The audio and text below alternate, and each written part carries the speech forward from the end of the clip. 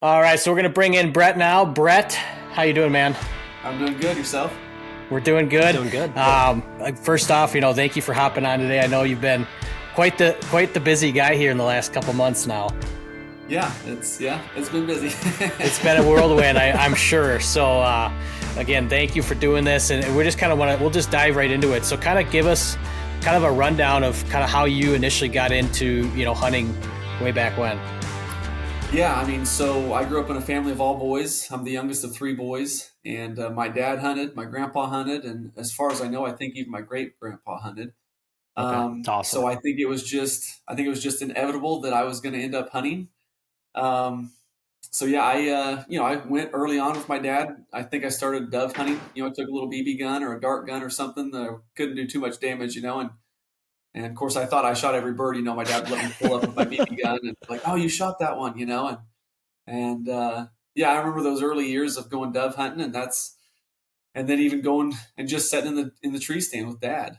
Just some 2x6s and some 2x4s nailed in a tree before tree stands were even a thing, and I'd just go up there and dad's like, don't you fall out of this thing, because we didn't have safety harnesses or anything back then, and I just I fell in love with it at an early age, and man, haven't looked back since. It's just grown and developed, and my love for it and passion for it has just been induced with steroids, I guess, and now it's full blown, and now I've got two boys of my own, and the testosterone level is high in this household, and they love to hunt. And my little boy the other day was wanting me to go out and shoot a turkey. We live on 65 acres here, and his turkey's been out there I say our backyard. He's probably 200 yards away from the house, but he's back there in a food plot.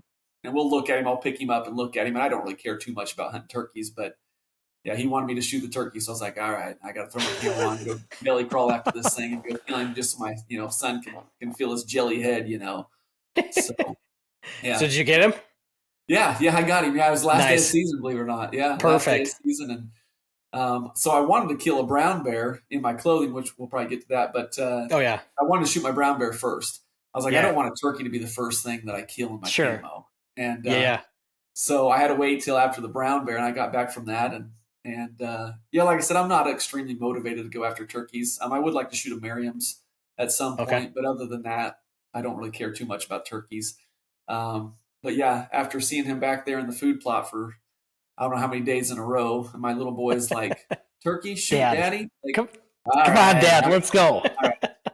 So, yeah, it's hard to say no and even squash any sort of fire that they have to go hunt. I have two boys as well, four and 2, and I ended up I had a rough turkey season. We'll just leave it at that this year, but I got out a handful of times with our oldest, and he just loves it, and it's just kind of part of it. And actually, I was listening. Luke Combs just came out with a whole it's crazy album, really good. Yeah, it's album really of father and son, songs, and one of them was about like how you're getting you have kids and then you start raising them in the right way and get them into hunting, and then all of a sudden you're hunting by yourself again, and it's like, dang, I was not ready for that. I was like tearing up and stuff, but it's like. Yeah, it's so true though, because it's like when there's and I'm sure Brett, but I mean, like when you get to be out in nature, out in God's country, be able to experience that with your kids. I mean, that's just pretty awesome. That's just the cherry on top. Oh yeah, 100% for sure. Yeah, that's awesome, man. So like, as far as going back, you're the youngest of 3 brothers. I'm the oldest of 3 brothers. That's kind of funny, but what were some of those like memorable hunting experiences that just kind of impacted you going forward? Whether it's a hunt you were on with your dad or your brothers, where it was just like kind of just propelled you exponentially forward into this passion, like you said, is now on steroids. Yeah. So there's a lot. To lump some of them together, I know what was really neat for me was, early on, your dad's, an authoritative figure. He's the one that whoops your butt when you get in trouble and sends you to your room, and there's that disciplinarian in there. But when we went on hunts, like we had, there were several trips we went to Canada, and you've got a long drive from Kansas up to Canada, depending on what part you're going. But we went to Ontario, we went to Saskatchewan. That was a long drive. That's a long time in a truck with just you and your dad and just driving. And just the road trips. Your dad starts to become your friend. like, and you get to know your father on a different level than just the guy who just whoops your butt and sends you to your room. And that's not all he did. I just want to keep that in mind. I also had a brand new pair of Jordan shoes every year for basketball. Like, he's a good dad. Like, I couldn't ask for a better father. But he just becoming a friend with your father, like seeing your dad in a new light. And that was just really cool, seeing that. And so that's something that I obviously want to share with my kids. It's just good to take your kids outside. And I think especially when you've got boys, man, I don't know what it's like to have girls. We're a family of all boys. So my oldest brother, so I'm a family of 3 boys. My oldest brother has 4 boys, no girls. Oh, wow. The middle brher has 2 boys, no girls. I've got 2 boys, no girls. Like, literally, we're a family of all boys. You guys got a football team. We do. No, we do. So I have no clue what it looks like to even have women in the house. But I do know with boys, though, like, they like to be rambunctious and tear crap up. Like, and so it's just real easy to just send them outside, because it's like, you just chop trees down, do whatever you want to out there. Like, you can't really tear anything up out there. And so just getting boys and those young men outside, and just, I think, I mean, you guys know, like, I think that's where we belong. Like, I think especially as men, like, not to say that this isn't for women either, but especially as young men, like, I think boys just want to be outside. Like, my boy just started going to school this year, and he already hates school, And I'm like, I get it. Like, to sit down at a desk in a classroom for 5 hours, 8, whatever, however long you're there for, like, it just sucks, Like, so I just think boys just need to be outside. And so to get them out there in the outdoors and experience that stuff, it's just cool. It's so sorry, that doesn't really answer the question. So yeah, I guess seeing my dad in that light and in those environments it's and I can think back to just even some deep conversations, stuff that I couldn't even share on the podcast, but those are where I've had the deepest conversations with my dad. And my dad is, nothing against my dad. I'm more of an open book than he is. Like, I can, you'll know who I am from day one. Like, I have no troubles opening up my heart and just throwing it up on you. My dad is the complete opposite of me in the sense of he's not very good at expressing his emotions. Let's just say that. But the times in which those emotions were expressed at the deepest level that I've ever seen my dad share those, it was usually on a hunting trip. And those are just things that I'll cherish forever. Like, those are, like, I really got to know my dad, like, more than just as a dad, but as a human being, and as a faulty man, even to hear some of the faults and things in his life. It's like, oh, my dad's a real human being. Like, he's got struggles and junk in his life too. And those are cool. And I'm looking forward to cultivating those things with my boys as well, and building those relationships. So yeah, as far as some hunts though, man, I don't know. There's a lot. Too many to count, right? Yeah, I've loved them all. And usually, honestly, some of the funnier ones are the ones where they didn't pan out as like you should have, like you thought. Like, those are the ones that create the memories. Like, we went on a fishing trip, and we had literally 3 flat tires on the boat trailer on the way down to Florida. Oh boy. Like, and the fishing, as far as from a standpoint of, being successful, as far as the number of fish we caught, like, it was the worst fishing trip we've ever taken. But the one that I remember the most is the one where we had the most problems. We had 3 flat tires going down. We had boat problems when we got there. The motor stopped working. We're out in the middle of an ocean, can't see land, and our motor stopped working. It's like, how are we going to get in? We're going to be, I mean, so those are the ones I think I maybe remember for different reasons, but man, I think that's cool, man, because it's anyone. Yeah, I mean that kind of goes off of, like, just that piece of, when you, like you said, like getting kids in the outdoors, just that adversity that they face, right? It's like, it's not all going to be rosy sunshine and it's going to work out perfectly how you got it. You got to adapt and kind of roll with the punches, and that's a huge learning experience that I think any young man, woman, whatever, just gets at least to experience it. Maybe it's not going to be that they're going to hunt for the rest of their lives or whatever, but to be able to get that, that's like playing sports in high school and stuff, where you and that team mentality of like, we're in this together. And I think that's just so important, man. And that's, you know, kind of where I see myself too with our boys.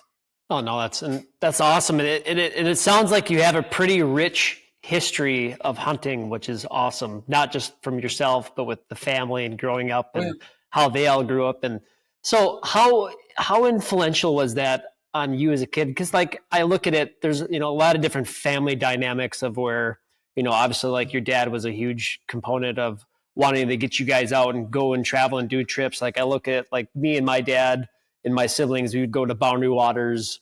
We didn't really do any hunting trips, but like how influential was that you as a kid to go out and not just sit at the family farm and hunt, but to go out and actually like travel and explore and, you know, go on those adventures? I mean, like, cause like obviously now, I mean, look at you now, like you're everywhere. Right. Yeah. Well, I wouldn't say I'm everywhere yet. I want to be everywhere, but I've gone a couple places for sure. But yeah, I think, you know, and I certainly understand that I've been more fortunate than most. Not just from growing up in a household as far as my parents laying a foundation as far as my faith goes, but sure. Even from a hunting aspect, like I realize that not every kid has a dad. One, there's a lot of kids that don't have dads, period. Yeah. Mm-hmm. Let alone a Christian father, and then a father who hunts. Mm-hmm. You know, so I certainly understand that I've been extremely blessed with what God's given me, and not everybody has that opportunity. And hopefully, I'm utilizing whatever platforms I have to share those with other people who may not have those. But yeah, you know, not just hunting locally, but even, you know, how many kids get to go to Canada and go to another country and hunt ducks and geese?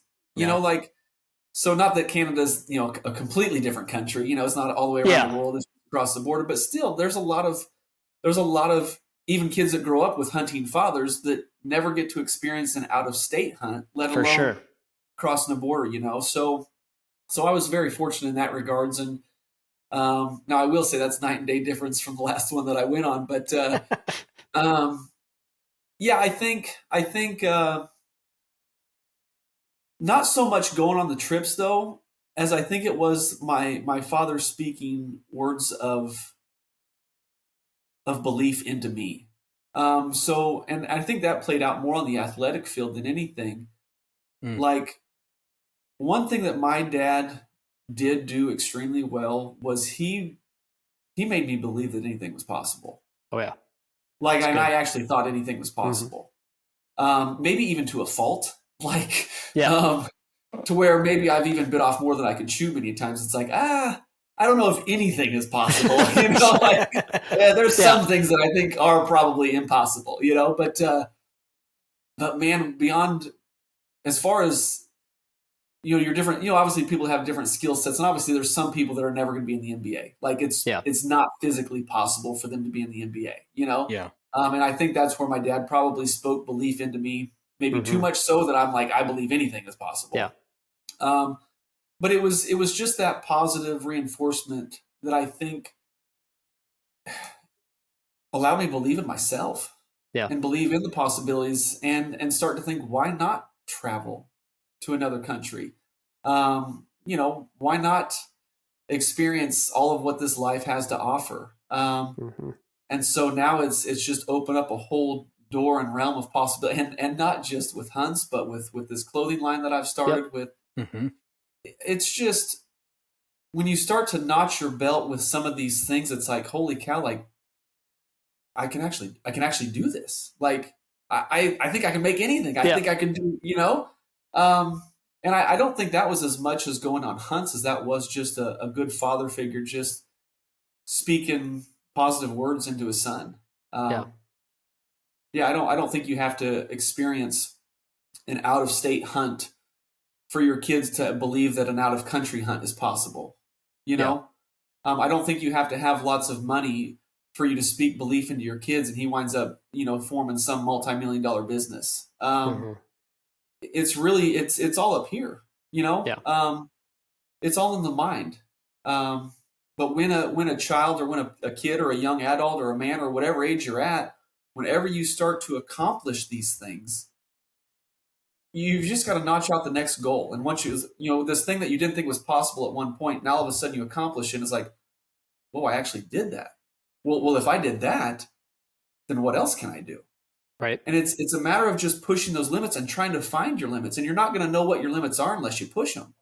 And I think a lot of people just settle for complacency and they settle for this idea, well, it's never going to happen. Mm-hmm.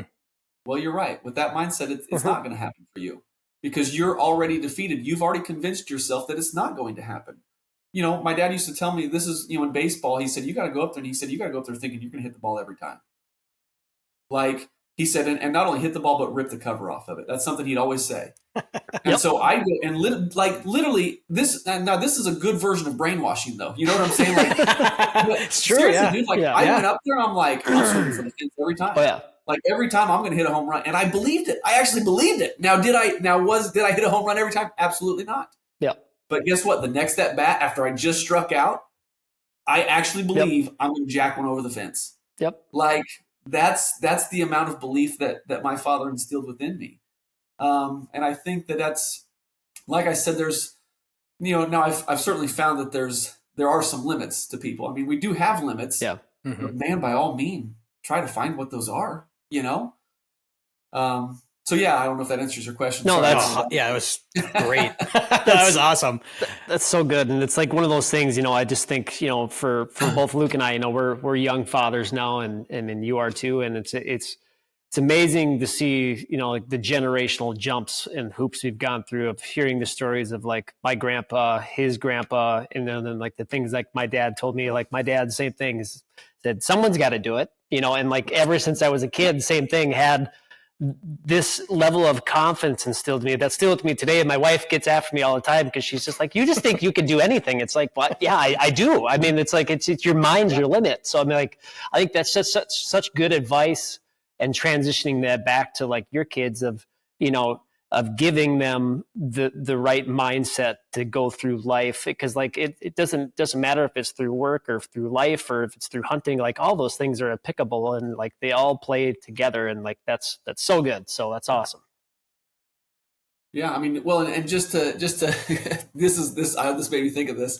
My wife and I, we were talking, maybe about a year ago, and this has nothing to do with hunting, and I usually don't like to talk about politics, but I was considering running for some sort of like local office. Sure. But but obviously politics get extremely messy, and your family gets just run completely through the mud. So I'm like, if I'm going to do this, like I got to have my wife on board. I'm not going to do this without her approval. And so we had serious conversations about this, and just looking at the state our country's in, and so she asked me the question. She said, "Well, how big would you want to go? Like, what's the highest level?" And I'm like, well, President of the United States. Like, and I'm being serious. Like, in my mind, I'm like, if I'm going to do this, I'm going to go as big as I can go. Yep. Now, I can sit here with you guys and realize that the statistical odds of me becoming the President of the United States is extremely slim. But how do you know if you can do it or not unless you try? That's right. And so this is what's funny. So this is what transpired out of our conversation. And she looked at me, she said, then I'm not comfortable with you doing this. And later on we'd had conversations too. She's like, you think you can do it? I'm like, honey, why are you not comfortable with me pursuing it? I said, because you also know the level of belief that I have. Yeah. I might actually pull this stupid thing off. And that's what scares you. Yeah. Like, how crazy I am in my belief system that I think there's a chance he might actually pull this stupid thing off. And so I don't want to go that far. Like, if you quote unquote know that I won't make it to the President of the United States, then why do you have a problem with me getting in at the local level here within our little county? Yep. Because you know that I'm going to go big or go home, and I might actually pull this stupid thing off. Mm-hmm. And that's why you're scared. Like, because you know how crazy I am up here and that I actually believe this crap is possible. Like, and I really think, like I'm telling you, man, it's 95% of it's up here. And what you actually believe is possible, whether you think you can or you think you can't, you're probably right. And, kind of going off of that and transitioning a little bit back to hunting then, because obviously it sounds like that's a pretty ingrained mindset in your head, which is awesome. And I commend you for that, because it is good to have that level of confidence, not only in just yourself, but the belief in yourself, and love that you incorporated your wife into that, because I look at it where if I didn't go through my wife and make sure things were on the right page and stuff, life would be completely backwards. But like, how do you take that level of confidence going into a hunt, for yourself? Because obviously I think you're probably establishing that mindset right away. It's like, go big or go home. Like, I'm coming home, Yeah. Every hunt's different. Every hunt's unique. And if you've been on 5 hunts, you already know that's the case. It doesn't even matter whether they're big hunts or they're whitetail hunts or turkey hunts. Every hunt is going to have its own challenges, every animal is going to be different. Every species we go after. And again, this is probably to a fault, because now God's certainly teaching me humility as well in my life, and I'm learning humility and trying to balance that with this level of confidence that can sometimes get wrapped up into an ego or pride.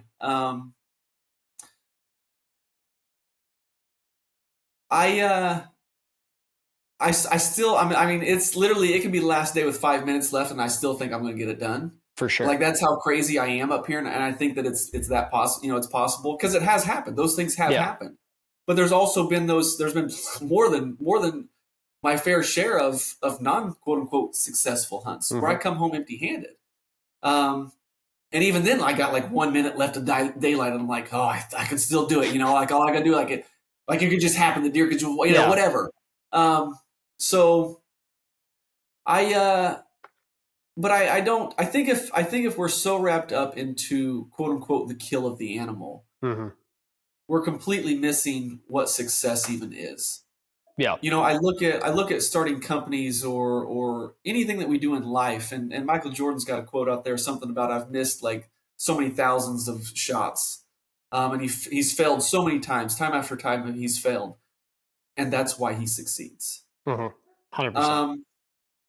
We have this view and this perception that if we don't kill the animal, then it wasn't successful. If our business doesn't grow, if our business doesn't take off, or we have to close the doors of then it wasn't successful. And my mindset is just complete opposite of that. It's like, no, you learn something. Like, isn't the whole process, the process should be learning. The process should be growth. Yeah. Like, and we grow more in our failures. We grow more in the trials and tribulations than we do in the success stories. I mean, this is a Wild Faith podcast, so I think we can incorporate faith into this. But I mean, James talks about that. Consider it pure joy, my brothers, whenever you go through trials and tribulations. Like, because the testing of your faith develops perseverance, and perseverance must finish its work, so you may be mature and complete, not lacking anything. Like, consider it joy when you go through junk. Yeah, because going through junk and going through hardship, that's what makes a man. That's when That's what's going to make the success stories. That's what Michael Jordan is saying. Because I've failed so many times, that those failures is why I succeed. So I don't look at a tag sandwich as a failed hunt. Yeah. What did I learn from it? What did I take away from this? Maybe God was showing me something completely different. I went on an elk hunt. I went through a previous marriage. My wife had left me, and whatever, wrote her letters every day for 5 months straight, trying to win her back. Didn't work out. And I remember we had my cameraman and I, we had an opportunity in South Dakota that was about as slam dunk as a deal as you can get as far as trying to harvest an animal. Like, we felt like we had a good spot that we could probably have a high chance of success.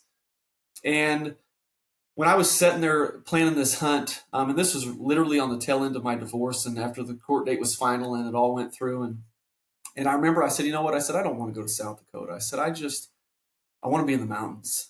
And I said, I don't know anything about it. I said, I know there's places you can get over the counter tags. Like, literally, this is the amount of research that gone into this hunt. Like, I don't know, but I just want to be in the mountains. Yeah. And so literally I took about a month of just researching and doing a little bit of research to just find a place where I can get over the tag and try to do as much research as I could to try to find out what unit would I'd have the most success or whatever. And so I ended up buying this tag and we went on this trip to Montana, and it was rough. It was one of the more rough hunts that I've ever had. If you talk about success, like, we were doing good to even see an elk. Oh boy. We ended up seeing one towards the tail end, and he was a decent bull. I just certainly shot him, but I will say this. So I will say this, and I have to contradict what I said earlier. This was probably the first and maybe only hunt where I realized with probably 3 days left that it wasn't going to happen. Like, but I think it was more just in my conversations with God, because my cameraman and I, we had moments where we were separate, and I would even just tell him, like, listen, I just need some time alone. Like, just turn the camera off and, do whatever you want to do. Like, if you want to just go off and film some scenic stuff, whatever, film the cool little river, the stream, and I just need some time alone. And so we had plenty of time to just be apart, and the camera was shut off, and so I was just talking with God, and yeah, like I said, it was probably 2 or 3 days left of the hunt. I'm like, you know what? I'm not here to kill an animal. I'm here for something else. And yeah, it was, and again, that's where, man, I will say the outdoors has always been a place of solitude and a place where I could always connect with God. The trees don't judge you out there. The animals don't judge you. They're not going to laugh at the clothes you're wearing. They're not going to laugh at, how horrible of a shot you are. There's no judgment out there in Mother Nature. You don't always find that in the church, and I hate to say that, but it's just true. Yep. And so that's a place that I've always been able to go to, and feel safe and feel comfortable, and even just cry. There's nobody going to laugh at me for crying out there, because there's nobody out there to see me anyways, And that hunt, I knew probably 2 or 3 days left that I'm not here to kill an animal. And if I do, great. Yeah. But that's not the purpose of this hunt. And I ended up doing a film on that. I didn't even know what I was going to do with the footage when I got back, if I was even going to do anything or how that all worked out. And then I ended up making a film on it. Just kind of talking about my journey and what I went through and whatever. But I've got this stupid flyer on my house here. Sorry, but that's okay. All good. Yeah, as far as the confidence, though, sorry, I'm getting on rabbit trails here. No, you're good, man. Yeah, I just think if we view the kill of the animal, if that's our level of success, then I think you're going about it all wrong. I think you've got an unhealthy perspective of what hunting is all about. Because you're going to find, if you're a new hunter, you're going to find you're going to come out more times than not killing an animal. Probably 90% of the time plus, you're going to quote unquote fail. If you view your level of success as killing the animal, then, well, congratulations, you're going to fail 90%, probably 95% of the time you're going to fail. And so you better get a proper perspective on hunting, or you're going to get burnt out on it real quick, and you're not going to enjoy it, because it's not about the kill. Yeah. So yeah, you'll either learn that and enjoy it and embrace it, or you won't learn it and you'll just quit and be like, well, this isn't for me. And I realize it's not for everybody, and that's fine. But that's life in general. Like, you realize 90% of life is failures.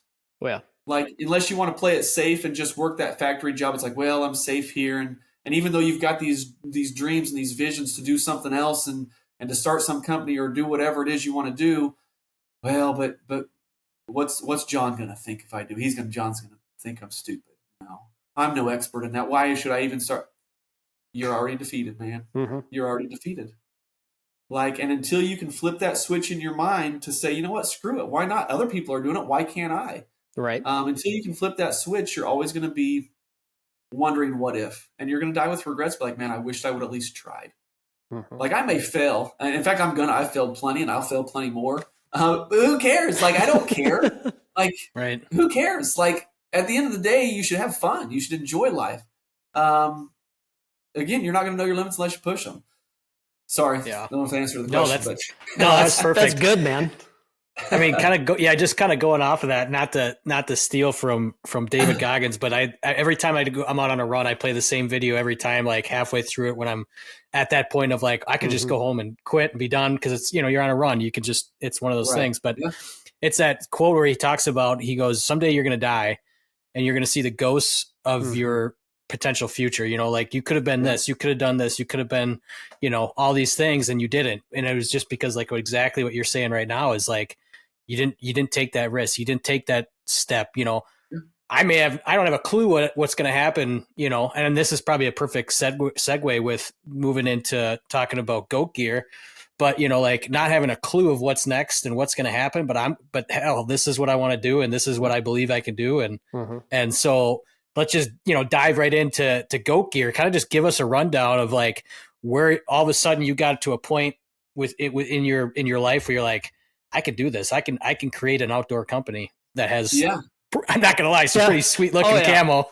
Thank you. I noticed you've got the Origin shirt on though, so thank you for that. Yeah. Oh yeah. I'll have to get you a goat gear shirt for the next time. That's right. That's right. But no, as far as the I remember, and I don't remember what age I was, but I just know when I was young, I thought, man, it'd be really cool to like design my own camouflage pattern. Like I just always thought that'd be cool. I don't know why. I'm a nerd, whatever. But so that was it was just a small little seed.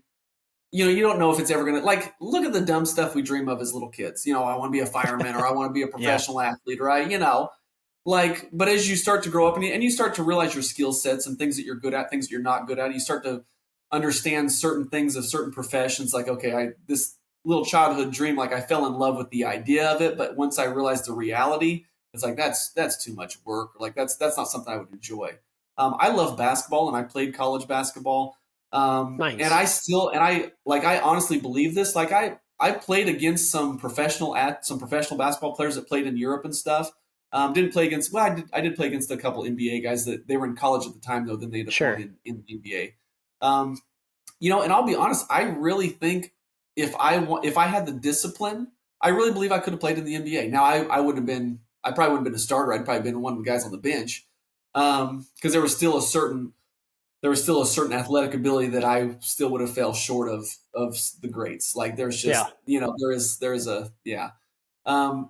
but the only thing that lacked was just the amount of time that I was going to put in the gym. And I thought I loved the gym, and I did for a little town of where I live. And, you know, I was a big fish in a small pond, you know, and I was like, oh yeah, I love basketball more than anybody around here, you know, until you get to the college level. It's like, holy cow, like there's some dudes who like really love this. Like, and but there's a lot more riding on the line for some of those guys too, because they came from nothing. It's like, if they don't make it in the NBA, they ain't got nothing, you know, so they've got even more driving them.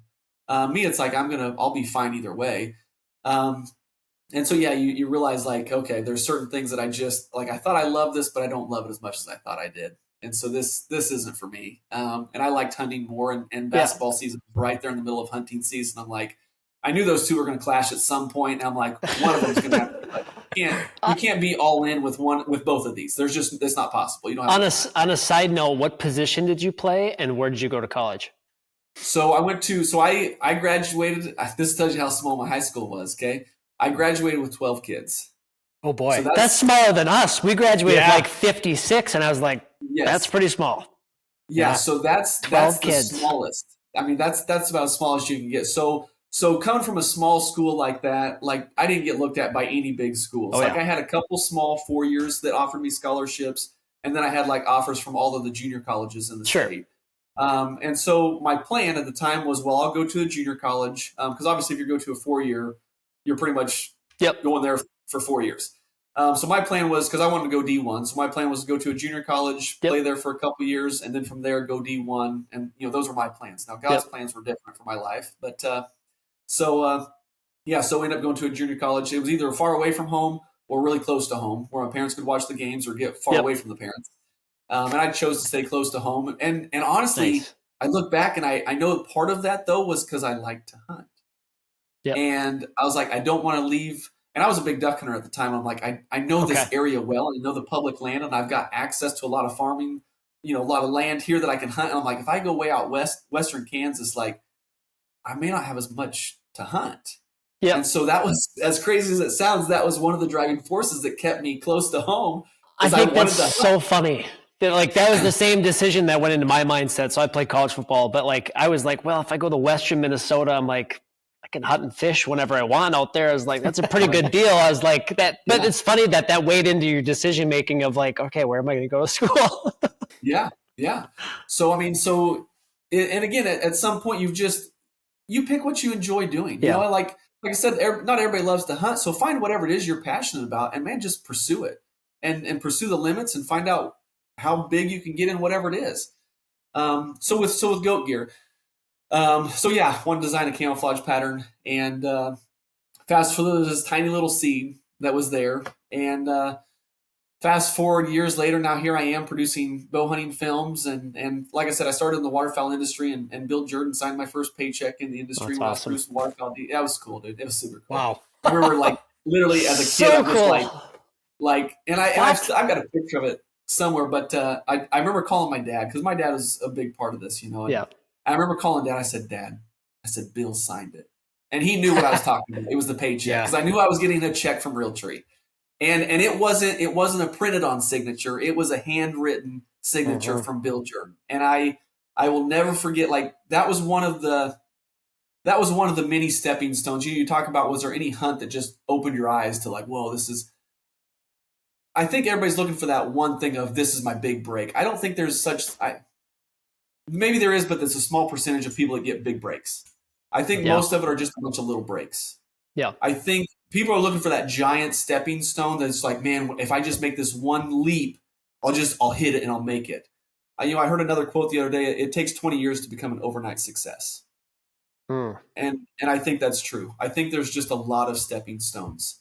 And so this was just another small stepping stone of show me what's possible. Like, it's possible to get a check from Realtree and have Bill Jordan's signature, handwritten signature on it. It's possible. And I'm living proof of it, because I got it, as a young kid, like, that's so awesome. Fresh in college. So that was one thing.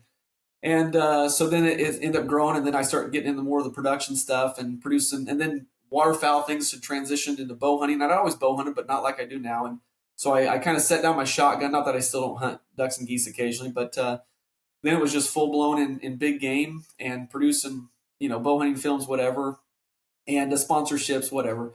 And it was in the midst of the sponsorships and in the midst of this production that I do with Backcountry Bowhunter that a company had reached out to me, and they were a company that makes camouflage patterns. And I won't say their name, but they make a bunch of camouflage patterns, and they were interested in sponsoring me. And so I was like, well, I'll look at their stuff. And at the time I was with Under Armour, and I was happy with the relationship I had there. And so I reached, and I this is something else too that I'm I don't know if I'd say I've learned it fully. Like I said, this is humility that God's teaching me. I never want to turn people down. Now there's some situations where you can't entertain every opportunity that reaches your doorstep. You just don't have time for all of them at a certain point. Yeah. I don't know. Sorry, forgive me. I don't know much about your guys' podcast or how big it is. I don't know if it reaches the masses or if it reaches two people. I don't know. But I thought, I just saw honestly, the thing that caught me was the faith. And I thought, I don't know, it seemed like some Christian dudes, so I'll hop on and whatever. But in the midst of having whatever humility I have, and I don't have nearly what I should have for sure, but there was a point when I thought, do I give them the time of day or not? Like, is this, because I'm happy with where I'm at with them. Yeah. But I've also found that if you never know what can happen out of a conversation. And so why not give them the time of day? What are you going to be out? Worst case scenario, you're out 10 minutes, 15, however long the phone conversation is. What's the worst case scenario? I mean, okay, worst case scenario, you're out 15 minutes of your day and you realize, this isn't for me. And now the dude's got your cell phone number. Now he's blowing you up and texting you every day and just bugging you. And it's like, it's annoying. Well, then you can block his phone number. Worst case scenario. That's worst case, right? Yep. Mm-hmm. So I'm like, you know what? Screw it. Let's entertain it. And, even though I'm happy with where I'm at, you never know what it could lead to. So, so I entertained that conversation and he got to talking and he's fired up about wanting to sponsor me and what I do and whatever. And he said, well, would you be interested in a Zoom call, to meet with the uppity ups? And because he was the marketing guy. And so he was wanting me to meet with like the bigger guys. And I said, yeah, that's fine. I was like, I wasn't turned off to the conversation, certainly. And so then he said, well, we'll set up a Zoom call. And we would set up a Zoom call. Then you can visit with them. And then, you can maybe pick their brains. Because I had questions that he couldn't answer. And so I was like, yeah, that's fine. Yeah, set up a Zoom call. And we set a date, whatever. And so now this is when things started to happen. So I get an email with, obviously now you can see people's email addresses. And so this camouflage company that they make camouflage patterns, they're owned by a much bigger company that I wasn't aware of at the time. But now when I see the email addresses come through, now it says whatever.com, John at whatever.com. And now I see the .com, I'm like, oh, wow. I know who that company is. Like, I know who they are. Like, so this is their umbrella company that owns the little, and I say little, it's not little, but owns this camouflage line. And so I'm like, these guys actually manufacture a lot of clothing in this space as well as the tactical space. Like, they already make clothes. I didn't know that. I mean, I knew this company made clothes, but I didn't know the camouflage. I didn't know they owned that camouflage company that just makes camouflage patterns.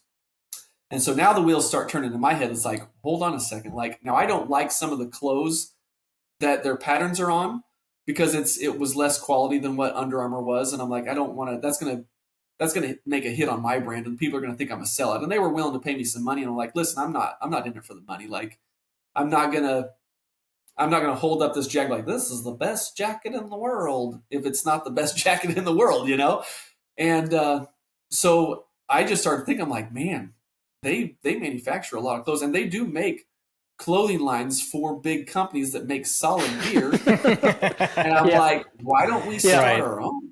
Like, so now the wheels are turning, like, why don't we just start our own? And I'm like, and I'd love to design the pattern or at least have input in the pattern because they already have a company that designs camouflage patterns. So I'm like, at least maybe I can be over the guy's shoulder who's designing, be like, hey, can we do this? Can we try that? And so now the wheels just start turning. And this is when the switch was flipped. And so we start having conversations and, I meet with them and they have a big conference room and dude, just being in that space and being around those people, it was inspiring. And again, it's another stepping stone. It wasn't a giant leap. It's just another one of the stepping stones of let me know of what could be possible, of what is possible. And so long story short, we talked for quite a bit and basically they were going to give me free reign and let me do 100% of this stuff. But we never could come to an agreement as far as what my percentage or what my cut would be in this. I remember calling my dad one day driving back from a big meeting with them. And I'm like, Dad, I'd do it for free. Like if I could just wear the clothing that I designed, like I'd do this for free. But I also looked at the late nights that I was already spending and it's taking time away from my family and my kids. And I'm like, you know what? I can't just whore myself out for this because I was in a similar place when I was younger in my early sponsorship days with the waterfowl stuff, and the sponsor just kept leading me on and saying, "Oh, we'll send you stuff." And it was a decoy company. Well, we'll send you decoys aren't cheap, like especially when you full body goose decoys and you're packing a trailer. Like we were college kids and we went out and bought the decoys ourselves because they told us that they were going to reimburse us, and this went on for like 2 or 3 years and they never did. And here I was just whoring myself out. And so it reminded me of an early situation in my early career of this. And I'm like, you know what? I can't put myself in that situation again, especially with family and kids now. And they kept talking about 10% was a number but nothing was ever written down in paper. And I'm like, man, this whole time I'm working and keep in mind months have passed now. And I've got designs done. I've got I can't even tell you how much work I've done because I'm just loving this. Like I'm just eating this up, thinking that this clothing line is going to really happen. And so then there was a situation. One of the main guy that I dealt with, he ended up having some health problems, and he ended up having to fly out of state to get some health problems taken care of. And so whenever you got to fly out of state, it's pretty serious. It's not like you got the common cold, And I don't know what he dealt with, But he had a lot on his plate, and I know that that company had also doubled their business with 2 of their clients, and I know that this stupid little project is just a little redheaded stepchild for them. Like they're doing tens of millions of dollars, if not hundreds of millions of dollars, with these other companies.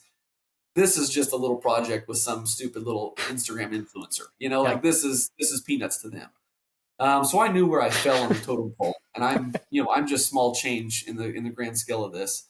So I knew my phone calls weren't going to get answered in a timely manner, which I was okay with, but there was a certain point where they weren't getting answered at all. And I'm like, man, I'm at a standstill. Like I can't move forward without your guys' expertise in this. Like what's the next step? Like I've got all the designs done. Like I've pulled all my and this is something else too. Like this whole time I've been pulling my Instagram crowd of, hey, what do you guys want in clothes? And we'll make it. We'll build it for you.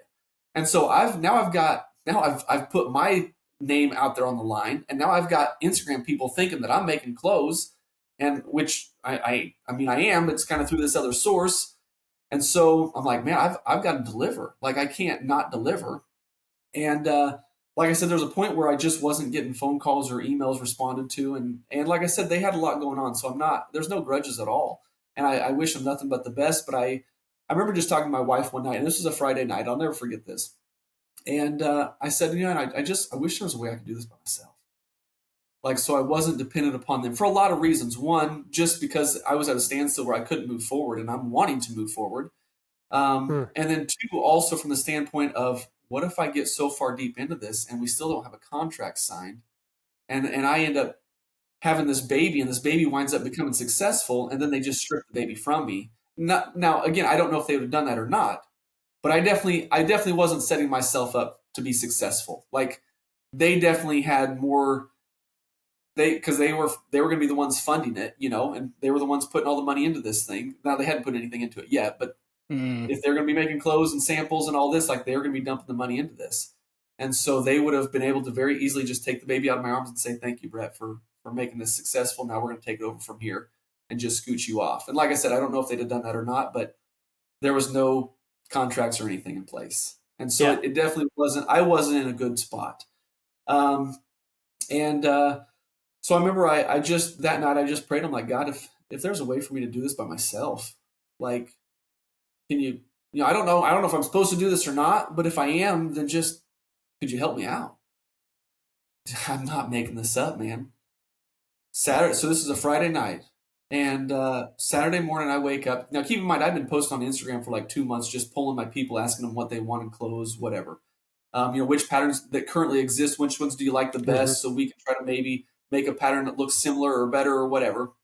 And so I wake up Saturday morning and I get a message. I get a DM from some random guy. Don't know who the guy is. Name's Jeff. Jeff, you know who you are. And get a random DM from the guy by the name of Jeff. And I, of course, I Instagram stalk him and pull up his Instagram page and try to figure out who this guy, if he's legit or not, or if he's just some guy that wants my cell phone to bug me. I don't know. And so again, it comes back to that. It comes back to that humility. And again, I'm not. Please know that I have plenty of pride and wrestle with that. But there are a lot of guys also that miss out on opportunities because they don't have humility, because they're too prideful. And so I just thought, you know what? What's the worst that can happen, right? We'll have a 30-minute conversation. I'll realize that this guy is stupid and doesn't know what he's talking about. Because I did have other guys approach me that want to be a part of this, and they weren't legit. Let's just say that. And so you got to sort the mess out. But I thought, worst case scenario, he bugs me and then I have to block his phone number. That's the worst case, right? So I was like, you know what? Give me your phone number, whatever. So we reach out and end up having a 2-hour-long phone conversation. Come to find out, this guy does the exact same thing that this other company does.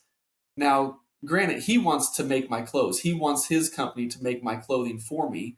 So he's going to he's probably wanting some business out of this, but he also said, and I have reason to believe he's a Christian man. I think we talked about that even a little bit, but he said, you know what? He said, I've been following your stuff. I don't know how long he's been following it. He said, but I just like you and I like what you're about. And he said, I want to see you succeed, even if it's not with me.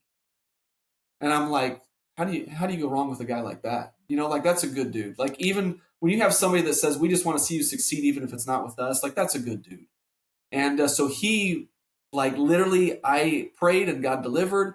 And now this man is filling these gaps. And literally, dude, I could send him a text and he's responding within 30 minutes. Like, I'm like, hey, what do I do about this? I'm at a standstill here. What do I, how do I go about finding a factory? How do I go about getting these tech packs? How do I go? Tech packs, basically a blueprint for your clothing to tell the factory what needle needs to be used, what kind of stitching needs to be used, all the like, it's stupid in-depth blueprint of how to make the piece that you're trying to make. And so this guy was just a wealth of knowledge. He'd been doing it for 30 plus years, and he's just giving me this information for free. Like, there was no consulting fee. There was no, like, who does this? You know what I'm saying? Like, who does this? Like, nothing but a good dude. That's who does that. And so he was an answer to a prayer, like, literally. And so he gave me all that. And one of these days when I get to a point where, I'm financially sound, I'd like to repay the, either pay it forward to somebody else or maybe bring him to Kansas and get him on a hunt or something, But so that just filled a huge gap where I was at a standstill, and that allowed me to move forward. And I'm like, and so I looked at my wife, and so we start talking, and we had been saving up money for several years we wanted to buy a piece of land. And so our account, we had a decent amount of money in the account. And boy, my wife, she's, bless her heart, she's along for all the crazy. This is just all crazy here. And she's along for the crazy, I guess. And I said, what do you think about doing this ourselves? I said, I think I've got enough pieces of the puzzle that I can do this myself. I said, I just need money. And of course she looks at me, like, well, where are you getting that money, And I'm like, well, interest rates are high right now. Like, you're looking at like 8% interest rates. I'm like, I don't think it would be wise for us to get a loan. And she's like, well, what are you saying? Because we were in a position where we were wanting to buy some land. And I said, I think you know what I'm saying. Like, I think we need to deplete the accounts. Yeah. And bless her heart, she, like I said, I couldn't do it without her either. She supports the crazy, man. She supports my crazy stuff. And she said, okay, like, I trust what you're doing, and all right, like, let's just hopefully sell some clothes, because we depleted the funds, and I went all in, and yeah, I had just over $50,000 invested into this before I ever placed my first bulk order. Like, literally, the testing and developing of the handful of products that you see on the website now, I had $50,000 just in the testing and developing of those products before I even placed a bulk order. Before things were even finalized, I'm like, yes, I'm ready to place it. And now you've got to drop another chunk of change to place the bulk order. So when I say I'm all in, I'm all in. In fact, I was at a Bible men's group last night, and the guy was asking at the table. He's like, you go all in, don't you? I was like, I don't know. I'm like, that's the only thing I know. Go big or go home. And so, we just placed the first bulk order, and we're pretty low on inventory right now. We've sold out a lot of the larger sizes, and so literally I did use some of the money though to help kind of pay for some Russia stuff, but for the bear hunt, but even then, it's like, I'm depleting the funds again. Like, so now here for the next bulk order, it's like, man, and we're developing new products still, like, and that's because that's what's fun for me, is developing the new stuff. So we're still developing new stuff, and to develop new stuff it can be expensive to develop. So, for example, samples, and I don't know if this is too much information or not. If you want me to keep going, I keep going, I guess. But yeah, to develop a sample is expensive. So there's a lot of guys like, oh man, I'd love to be a product tester or whatever. And I've got plenty of guys that want to be product testers. But what a lot of people don't, and I didn't know this either until I got into this, but to make a sample is extremely expensive, because what they have to do, they have to shut the whole factory line down. So they've got one jacket that they've been making, and that's all they've been making. And it's like, stop the line. Okay, everybody, we're making one jacket today. And so that one jacket is stupid expensive. And so making a sample is very costly. Especially if you have your own unique design, whatever. Now, if I just wanted to just do the exact same thing, just send them a jacket and say, hey, make this jacket, it would probably be less. For sure. Yeah. But so they've got to shut the whole factory down. I say the whole factory. I'm sure they probably do other stuff. But yeah, so to make that one sample is expensive. And it usually, so far, depends on the piece, but we're probably averaging 4 samples right now in order to get the finished piece that will then be in production. But yeah, those samples are not cheap to make that one sample. Now, to make the bulk order, now it's like, okay, now we're going to be making one jacket, and we're making a bunch of those jackets. Now those jackets are way cheaper than the sample was. So that's why it costs so much just to even get these samples and develop and test this product. So yeah, but like I was just saying though, like, so literally, I had money come in then from the sales, and when we launched the website and things went great. Now it's kind of a slow season right now, which is, well, I say maybe I would sell more because I know I'm out of a lot of the larger sizes, but I do know that it is a slower season. So again, I just take whatever money I got, and literally I drain the accounts again and just dump it all right back in. And it's like, all right, let's go at this again. And it's just a constant cycle of just trying to grow this brand and dump it all back in. And it's like I'm going for broke every time. It's like literally you got your poker chips on the table, and you win some. It's like, okay, I'm going to double down, and I'm all in again. And then you just cross your fingers. I hope I can sell all of this, At least I have inventory. At least I'll have inventory, and I can sell. I have to go to shows or whatever. But even just the development of new products, like, okay, I'm all in. I want to develop more product. I don't want to just stop with what we've got. And so it's a risk every time, Love it. but it puts you in a place where you're relying on God, and it's like, God, I don't know what you're doing, but I still have reason to believe that you want me to do this. Maybe it's just an expensive lesson, Again, it's still, think of the hunt. Maybe I'm not here to have a successful company. Maybe I'm not hired to grow a Sitka or a Kuiu. Maybe that's not what I'm here for. That's so good. Like, maybe I'm just here, and I tell my wife, I'm like, I hope this is an expensive lesson, because this is going to be the most expensive lesson I've ever learned. But at the end of the day, again, if you pursue it with this mindset of afraid of failing, then you're never going to do anything. Like, if it is an expensive lesson and this thing falls flat on its face and I have to shut goat gear doors tomorrow, well, I can still go out and make money. Like, you can always get a freaking job. It may not be the one that you want to work. It may not, but if you're ever going to want the job that you want to work, it's going to take risk, man. It's going to take risk. If you want to, quote unquote, live the dream, you've got to go all in, and you've got to take the chances. You've got to take the risk. Otherwise, you're just going to continue to work with that factory job that you hate. Like I said, you can always get a stupid factory job. You can always get one of those. You work at Burger King. There's plenty of jobs out there if you want to work. So that's my mindset, is I can always make money. It may not be as much money as I want to make. It may not be the job that I want to work, but I can always pay the bills. Like, worst case scenario, if this thing falls flat on its face and I dumped way too much money into this stupid thing and it falls flat on its face, I can go get a job again. And so we don't get to buy the land tomorrow. And we're going to have to build up the account again in order to buy some land. But if you don't try, you're going to die with regrets, and I'm going to be on my deathbed like, man, I had that chance where I had that phone call with that guy. Man, I wish I'd have done it.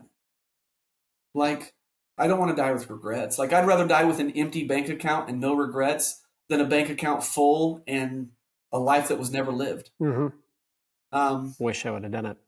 Yeah, wished I'd have done it. Mm-hmm.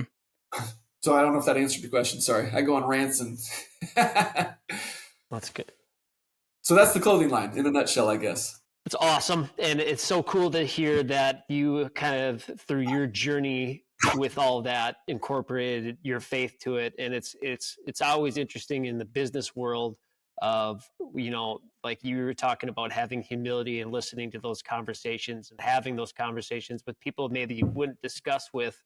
But I'm a big believer that God gives little signs and little nudges every once in a while, to where he'll just keep nudging you and pushing you in a direction that he wants you to go. So ultimately, it's really cool to see that, ultimately your decision was based off your faith and led you to where you guys are at today. So I commend you for that. And it's awesome to see where the business has kind of gone. And you were kind of just tapping into it a little bit there towards the end of what the future looks like. What is some of your goals kind of leading into these next, leading to the fall here, coming into the spring, and just kind of future goals here? What are some of the goals for the company that you have for yourself and for the rest of the company? Yeah. So, I mean, it's like all the other stuff. I mean, I want to go as big as I can get it. I say that, this is what I'd like, I guess. I wouldn't mind to have a handful of dudes that work for me, and obviously guys that hunt, and we can just travel and hunt, and make a sufficient living for our families. If I'm making 100,000 plus and paying the bills and going on some cool hunts, and like I said, even be able to provide some income for some other guys, and to go on hunts as well, like, I think it would be awesome just to have a good, solid group of guys in the office to be like, all right, guys, we're shutting down the shop. We're going to go hunt today. Secretary can take care of whatever they're doing, To me, that'd be fun. Like, that'd be a blast. So I don't know if it necessarily has to be a Sitka or a Kuiu, if it has to be that big. Because again, you get that big, that can be a nightmare too. That can be a headache. You're putting out a lot of fires, and now you're an actual CEO, a lot of times you'll find that those companies will get bought out and then they're owned by a big corporation. I don't know. I mean, honestly, I'm more along for the ride of this journey. I mean, I don't care as long as I enjoy it, I guess. If if I'm making $80,000 and doing what I love, if I'm making $60,000 and doing what I love and can pay my bills, what's it matter? At the end of the day, it's to me, it's just about enjoying what you do. Who cares whether you make millions of dollars or only tens of thousands? If you enjoy what you do, isn't that the American dream? You know, the pursuit of happiness, and happiness looks different for all of us. So I don't really care how big it gets, as long as I can provide for my family and enjoy what I do. I guess, who cares? I mean, yeah, I guess it'd be cool to have some big, massive name brand recognition, and but then again, I mean, would my ego get involved in at that point? And would I start to think that I'm, That's right. Too cool for school? And would I stop answering some of the phone calls that I would have answered before? And, I also don't want to let ego enter the picture either, because it's been so great for whatever little humility that God has shown me. Dude, pride is so overrated, and ego is so overrated. And I've seen guys have success and it go to their heads. And then it's like, dude, you used to be cool. Like, and now you're not. Now you're just an arrogant prick. And so I don't ever want to be that guy. And I sure as hell don't want to lose sight of my family and my wife and the people that were there in the very beginning that helped me get through all of it. I've seen guys grow successful companies and end up losing their wives, not just their friendships, but end up losing their wives in the midst of all of it. And man, I was praying the other night. I said, God, if we can go as big as you want to go, but if it's going to cost me my family, then I don't want to do it. I mean, it's because it's not. I've lost one marriage, and I remember looking at all my quote unquote successes, and I remember looking at my deer mounts on the wall when she'd left, and looking at some of the awards that I'd won with some films, and luckily, thank God, we didn't have kids at the time, but I remember looking at all these things that I thought were successes, and I'm like, it's worth nothing. Like, I literally could have lit a match that day and burnt the entire house down, and I wouldn't have lost anything compared to what I lost when she left. And so here I am with my second marriage, and I'm like, yeah, I don't want to do that again. That's not a good route to go down. So I need to protect my family. I need to protect that foundation, and that, Christ first, family second, and whatever you want to do after that, third. And so, yeah, I don't know. It'd be cool. I guess it'd be cool if it got massive. But then again, would I enjoy running it if it got so big? I don't know. No, for sure. If I can go on several big hunts a year and keep designing new products, like I love the product development, I love designing the new stuff. As long as I can keep doing that, I'm happy, man. I don't need a lot in life. Just let me keep a bow in my hands and let me continue to hunt and give me the freedoms to hunt, and I'm good to go. So Brett, with everything you're doing with Goat Gear, with all the crazy hunts you've been on, and how busy you are with everything in between, with those two things, having a family, being a dad, being a good husband, where does faith kind of intersect within each of those three areas, as far as being able to give your full self to each of them? Oh man. Oh, and you're assuming a lot of me. You're assuming that I'm a good husband. You're assuming that I'm a good dad. You're assuming that I'm a good spiritual leader.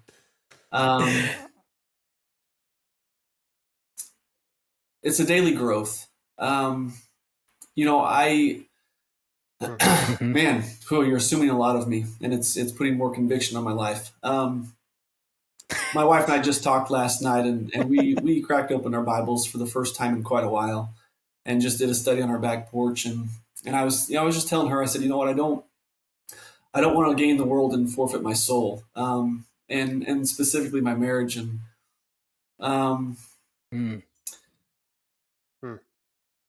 if you stray away from the faith, now you can certainly stray away from the faith a little bit and still maintain and still juggle everything else. But if you stray away from it too far, you're going to lose everything else, for sure. And I don't want to reach that point again. Like I said, you assumed a lot. You assumed that I'm a good father, and you assumed that I'm a good husband, and I'm certainly trying to be better. I spend a lot of time in my office. I spend a lot of time working. I spend late nights talking to my factories, I spend early mornings talking to my factories because their time zone is different than us. So I'm up till 3 a.m. a lot, talking to my factories and sorting out details. And Martin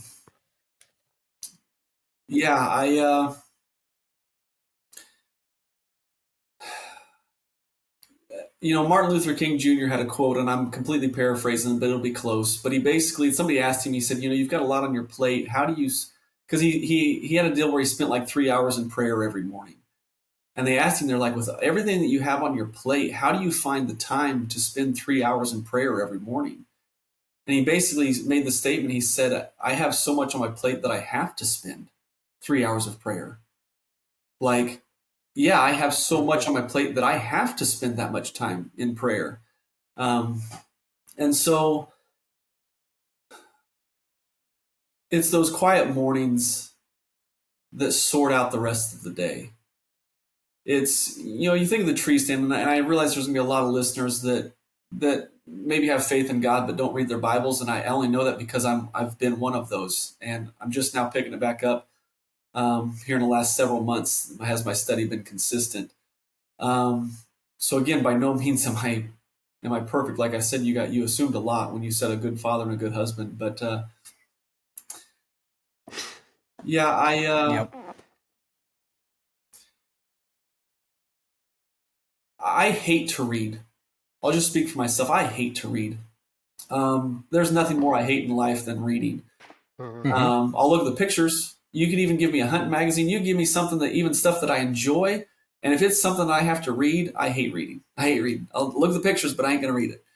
And so reading God's word has always been a struggle for me, with the exception of when I was a pastor. And because then my job required it of me. And it's like, if I don't read it, then I'm not going to have anything to say on Sunday morning. But I will say this as I've grown, and hopefully we're all growing. If I don't spend time in God's word, and it doesn't have to be in the morning, it can be in the evening, or just find a time. I don't care what, just start with finding the time, and make time and start consistently making time. And start there. Start small. It doesn't have to be a chapter. It doesn't have to be an entire book. It can be two verses. Just start with something. Start small and then let it grow. And no different than those little stepping stones we talked about earlier. If I don't have that foundation, I know that everything else will crumble. And if it doesn't crumble, I know that other things will crumble. So I may have a successful business, but I won't have a successful marriage, and I won't have a successful family with my kids. And so there's people that, have successful businesses, but I've also met millionaires that are as miserable as they come.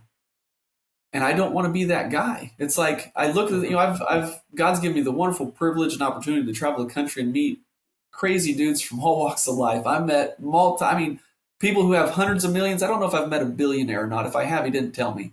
But I've certainly met dudes that have hundreds of millions of dollars, guys that have private jets. You name it, I've met them all. And I've met some guys that have hundreds of millions of dollars and could jump on a private jet and go anywhere in the world that they wanted to go, but they're miserable. And they are so unhappy. And I leave their house and I'm thinking, I'm like, man, like,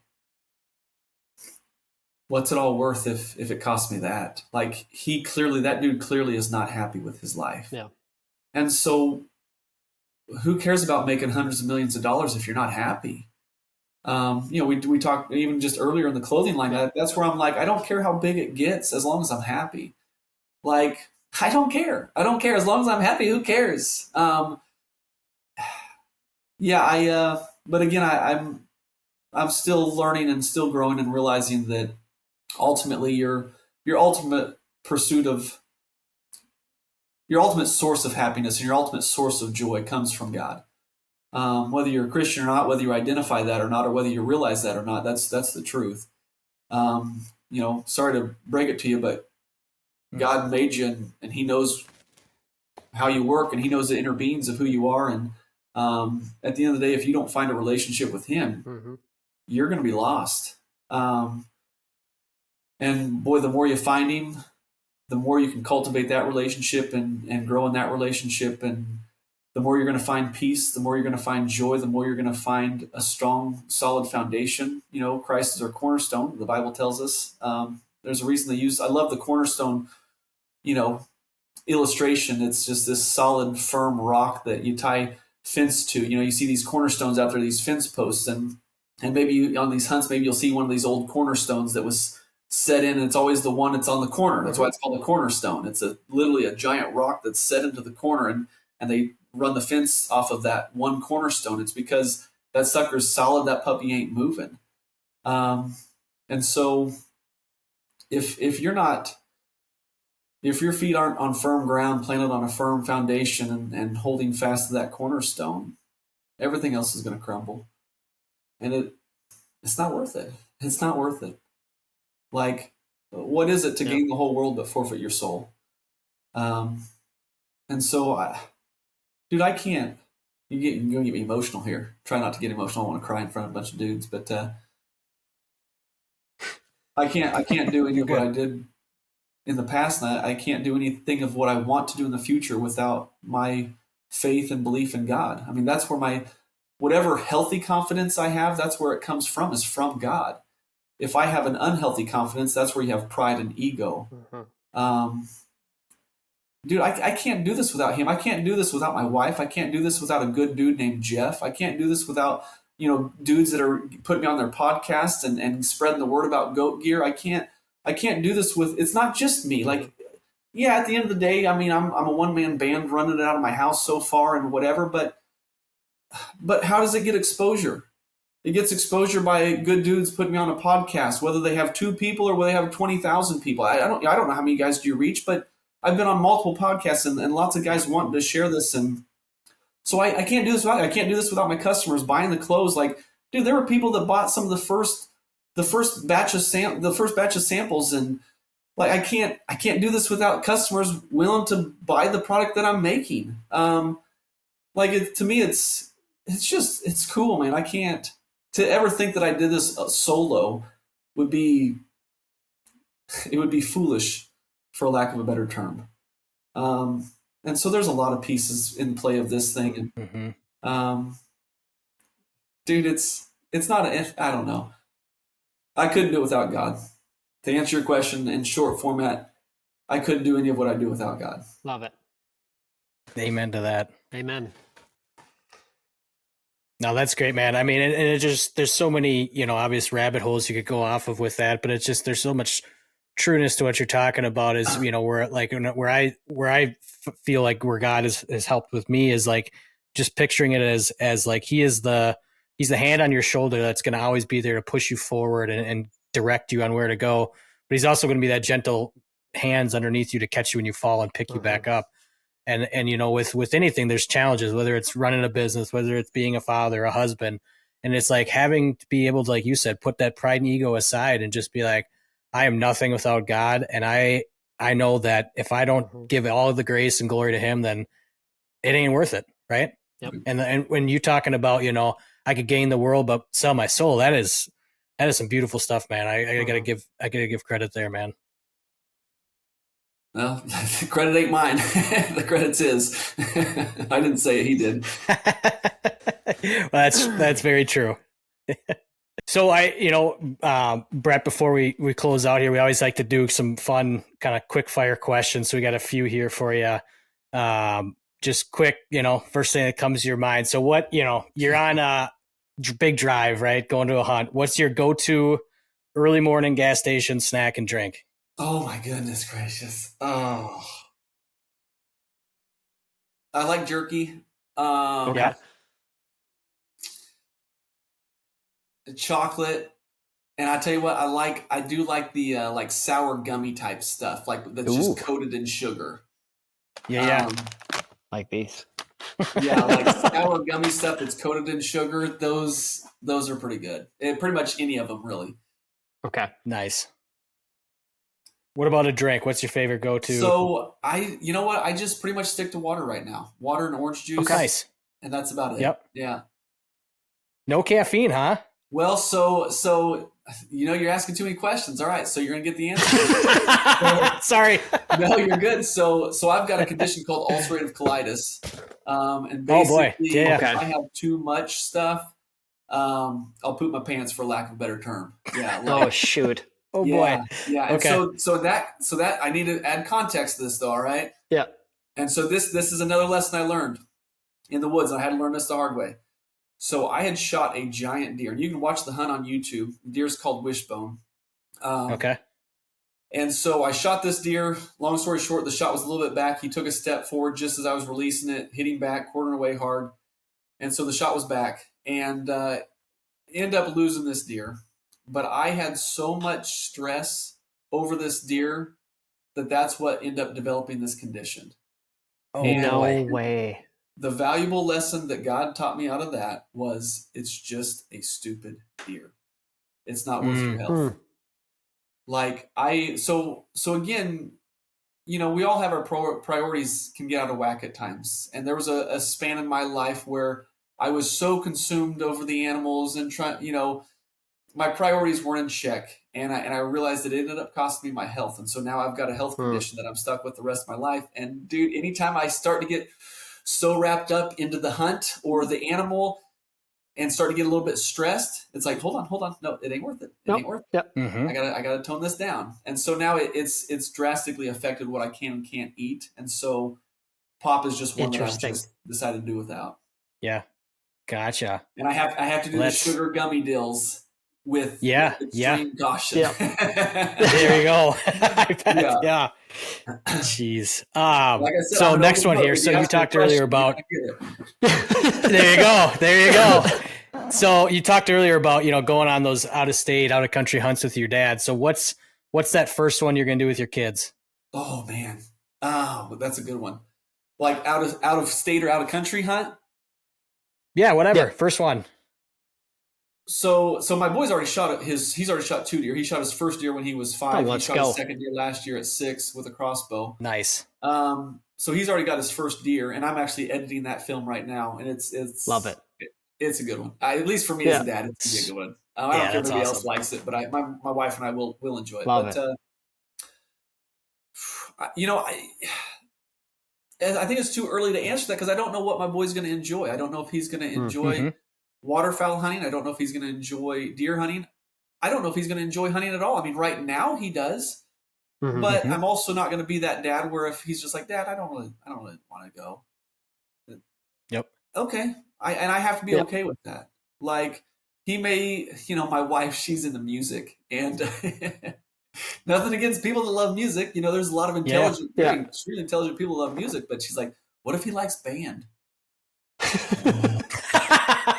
I mean, I guess if he likes band, then we're going to get him the best trombone that money can buy, and he better be really good at it. Like, whatever he enjoys is what God, again, he's his own person, and God's given him his own gifts and abilities and talents, and it's just a matter of me as a father hopefully finding out what it is that he loves, and then just cultivating that and breathing life into that and letting him pursue that, whatever that is. Obviously, selfishly, I hope he likes to hunt. Right. He does right now. There you go. But so if I had my pick, I'd love to do Alaska. I think I'd love to take my boys to Alaska. Like I'd love to take, and we have to wait till the youngest one's old enough to get to that age too. But I'd love to take both my boys for their first, and that would still be in country, but it's kind of separate. Yeah. I think it'd be so freaking cool to take them on just fly in on a bush plane and take my boys back in there. And knowing that I won't even be shooting a moose. Like it's literally trying to get them a moose, at least one of them, I think that'd be legit. I think that'd be pretty cool. That'd be pretty sick. That'd be pretty awesome. All right, last one here. You're known as the Backcountry Bowhunter. What is your best advice to a brand new bow hunter? Just like the one piece of knowledge that you could give somebody that's just picking up a bow. Always make sure you enjoy it. I see a lot of people, and not that I can judge the hearts of men, but I do know some because I've talked to some. I do know there's some people that are buying the bow and they follow the and nothing against Cameron Haynes or Goggins or Rogan or any of those guys. Like they've done nothing but good for our sport. But there are a lot of guys that see these podcasts and they attach bow hunting to manhood, as if, well, that's what a man is. And I think there's a lot of men that are just trying to figure out what a man looks like. And so, there's another guy, he was trying bull riding, and it's like, dude, you're not a bull rider, man. Like, stop trying to be something that you're not. Like, absolutely try it. I mean, I want to promote bow hunting as much as I can, because if we don't have it in the future, my kids aren't going to have it. But make sure that you do it at a level that you enjoy it, and don't try to get wrapped up into this whole Instagram lifestyle of you're just doing it for the gram, and you're trying to flex for the gram, like, oh, shot my bow today, shoot it every day, shoot it twice a day, every day, lift weights and run. And I mean, like, dude, ease up a little bit on the testosterone, like, come on, man. Right. Yeah. For sure. Yeah. And now again, weightlifting, it's absolutely, it's for some dudes. Clear. I don't know if you've seen my frame, but I'm not exactly jacked. I'm not a Josh Copart, like I'm not a Cameron Haynes. I try to maintain a healthy lifestyle, but I'm not hitting the weights twice a day, every day. Right. So I just do what you love, and do it at the extent in which you love it. If you enjoy shooting your bow every day, then shoot your bow every day. If you don't enjoy shooting your bow every day, then don't shoot your bow every day. Shoot it as often as you enjoy shooting it. If you don't enjoy going on crazy hunts, then don't go on crazy hunts. If you don't enjoy grinding it out in the woods every day and belly crawling and getting after it, then don't belly crawl and get after it. If you just like to go to the deer stand, if you're a weekend warrior and you enjoy that, then be a weekend warrior. Like, do it at whatever level that you enjoy doing it, period. And forget the rest. Don't do it for the likes. If you only get 2 likes on your Instagram picture, who cares? That's right. What are you doing it for? Are you doing it for them, or are you doing it for you? So I just do it for you, and do it because you enjoy it, and do it at whatever level you enjoy doing it at. That's all I got. That's beautiful, man. I mean, you kind of alluded to it a little bit too, but that's goes hand in hand with anything in life. If you love doing it, then just do it. And if you don't, get out of it. It's not for you. Awesome. That's it I got for quickfire. So love it. We'll, right off the bat, Brett, I know we had a little technical difficulties in here, but we can't thank you enough, man, for hopping on and just appreciate you taking time out of your day to come on here and talk a little bit of hunting, a little bit of faith, and what you got going on with goat gear. Well, thank you guys very much for having me. And yeah, we definitely, once we get Starlink hooked up to this place, we need to jump on again. There we go. There we go. Sounds good. Yeah, no, we really, really appreciate it again. And, we hope nothing but the best for you in the business, and we'll be praying for you. And once again, we just really appreciate you taking time out of the day, and looking forward to hopefully having you on again here soon. Yeah, thank you. And hopefully next time Luke can be wearing a goat gear shirt instead of an Origin shirt. That's right. I literally have your goat gear page pulled up, so don't tempt me with a good time, because that's not, there's some stuff on there on my ball, and I'm not even lying. Awesome. Well, cool. Well, Brett, thank you so much. We appreciate it. And guys, thanks again for listening, and we'll see you next time. Thank you for joining us on this journey through faith in the great outdoors. We hope today's episode has inspired you to seek God's presence in the wilderness and deepen your connection with nature. If you enjoyed today's discussion, don't forget to like, follow, and subscribe to the Wild Faith Podcast on your favorite platforms, including Spotify, Apple Podcasts, YouTube, Instagram, and Facebook. By subscribing, you'll never miss an episode, and you'll continue to be a part of the Wild Faith Podcast community. We'd also love to hear from our listeners, so please don't hesitate to reach out with your questions, comments, or topic suggestions. You can connect with us on social media or through our website. Your feedback is important to us and helps us improve and tailor our content to better serve you. And always remember, the great outdoors isn't just a playground for hunting and fishing. It's a sanctuary for finding solace and spiritual renewal. As you gear up for that next adventure, I pray you find God's presence in the crackling of a campfire, the thrill of reeling in your catch, or the quiet solitude found in nature. Until next time, thank you for listening to the Wild Faith Podcast. Take care, and God bless.